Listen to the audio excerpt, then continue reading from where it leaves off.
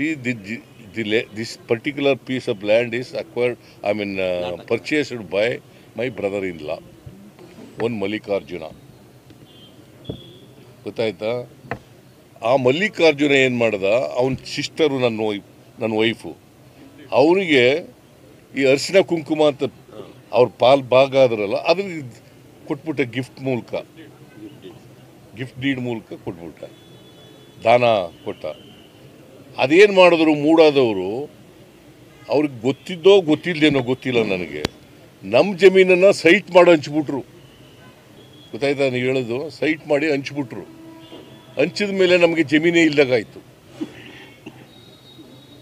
ಮೂಡ property ಆಗೋಯ್ತು. ಅದು ಯಾರಿಗೋ ಹಂಚ್ಬಿಟ್ಟಿದ್ರು, ಅವರು ಓನರ್ ಆಗಿಬಿಟ್ರು.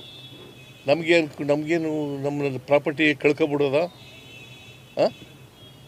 ಅದಕ್ಕೆ ಮೂಡಾದವ್ರಿಗೆ ಕೇಳೋದು, ನಿಮಗೆ 50-50 ಕೊಡ್ತೀವಿ ಅಂತಂದರು.